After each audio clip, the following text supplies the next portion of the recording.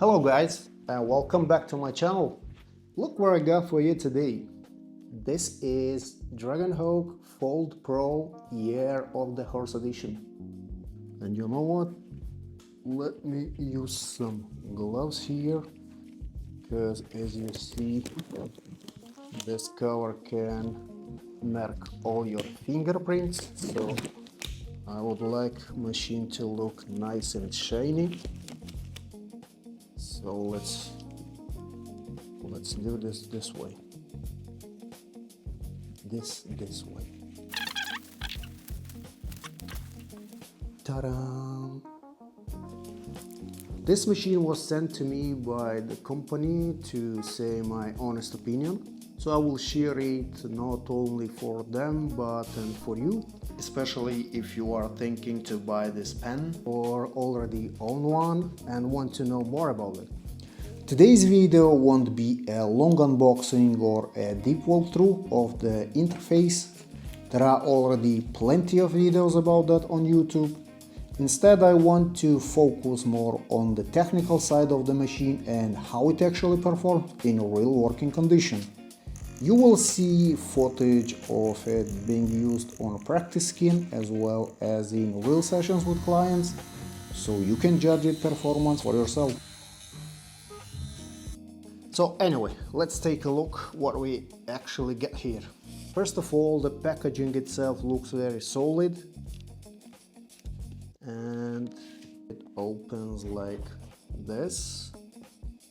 Yeah, I know that packaging is not the most important thing when it goes about device itself, but I'm kind of box keeper myself, so I appreciate details like this. And honestly, I really like the presentation here. It gives off a premium feel. So here you can find instruction manual. What is the most important in this case? Machine itself, of course, spare battery, additional grip, and RCA connector. In this box, two more boxes where you can find this silicone shoe for practice, which is good. And then here is Type-C cable for charging battery, of course, and then RCA cable, another Type-C, some O-rings, and pretty much that's it. The first thing I can say about this machine is that it feels very refined and well designed. Finish and attention to details are really nice. It feels great in hand, not heavy, and fairly compact. Overall, it's very comfortable to work with. There is not much on this machine that you have not already seen on other modern pen style machines. Most of the features are pretty much standard, and overall everything is fairly straightforward and easy to understand. Usually machines in this category max out around a 4.2 stroke, so seeing a 4.5 on this model actually changed the picture quite a bit. The machine has a very satisfying and precise click when adjusting the needle depth. It also features an adjustable stroke system ranging from 2.5 up to 4.5, like I mentioned before. The stroke adjustment has its own clicking sound as well, and it's noticeably different from the grip adjustment click. Because of that, you can actually tell by sound whether you are adjusting the stroke or the needle depth. Another nice detail is that once you reach the minimum or maximum stroke setting, there is a noticeable stop click,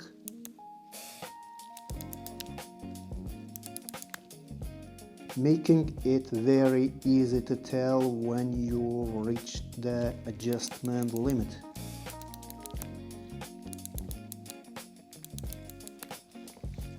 The machine has a clean design and very comfortable shape overall. It features a large display with a well-designed interface, and all important information you need while working is clearly visible and easy to read. On the side, there are 3 buttons used to control the main functions: power on and off, as well as increasing or decreasing the speed, and mode button. This machine also comes with a Hertz Mode, which can be activated by double click here. Well, that feature is actually pretty interesting to me personally.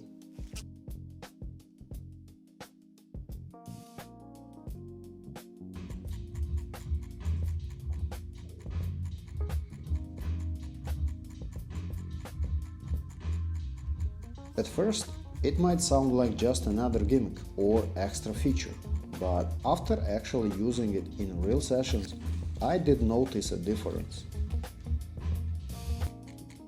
Normally, in regular voltage mode, when you lower the voltage, the machine not only slows down, but the heat also becomes softer. With Hertz Mode though, the machine still feels more stable and consistent even at the lower speeds. Here I'm doing Dotwork at 5 Hz, which means the machine is making 5 hits per second, and this is what it looks like. When I first started using this mode, I was not sure that dots will come out saturated enough, but after working with it, and especially after seeing the yield results, I realized this is actually a feature you genuinely want to have on your tattoo pen. And honestly, with enough time and consistent use, I think this system could even help someone develop their own unique style.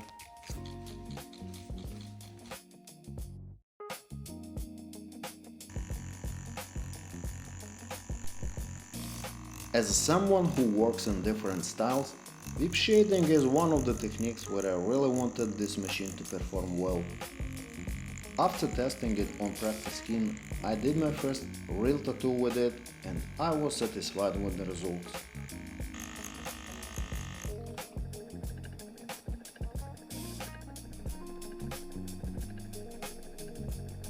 Since this machine performed well in whip shading, including in terms of yield results, I really don't have any complaints about it in that area.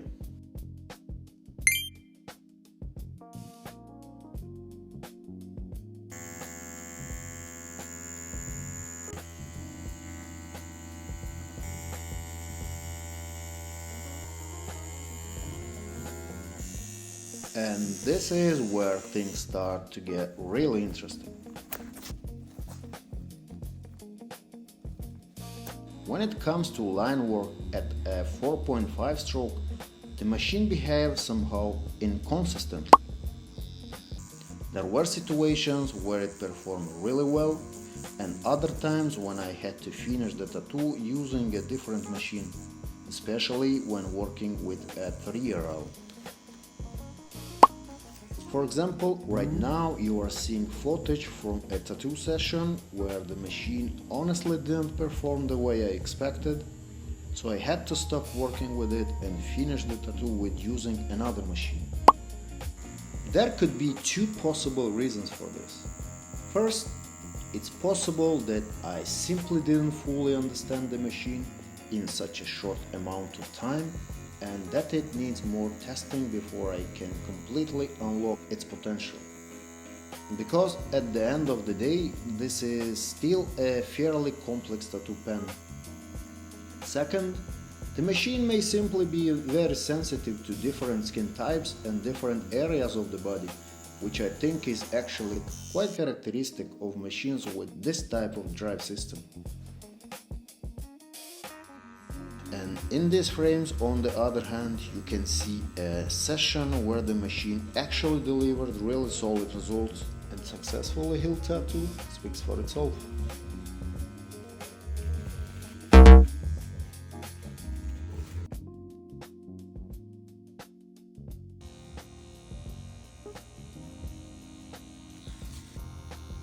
We're not going to spend too much time on Realism because I believe this machine and multistroke machines in general are some of the best suited options for this style.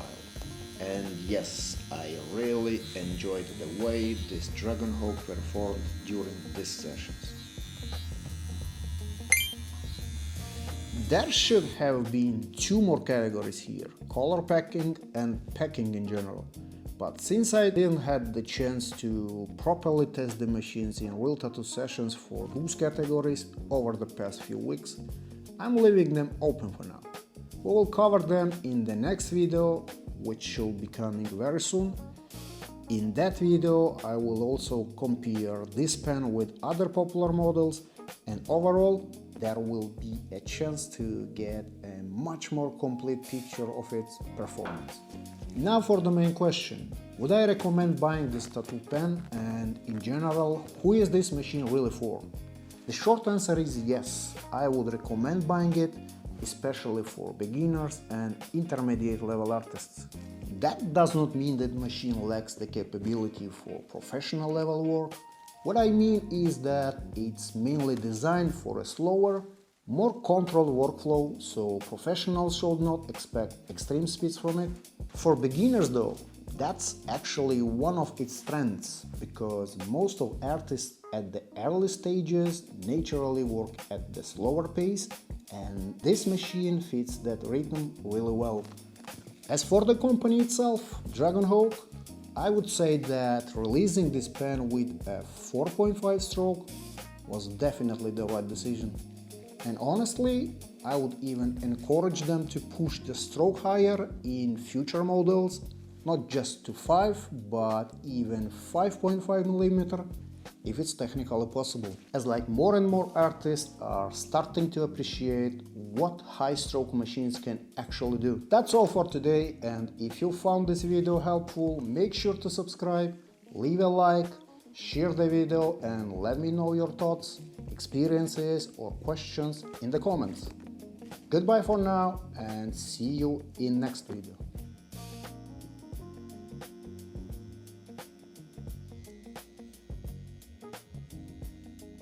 That's it, now we can watch it.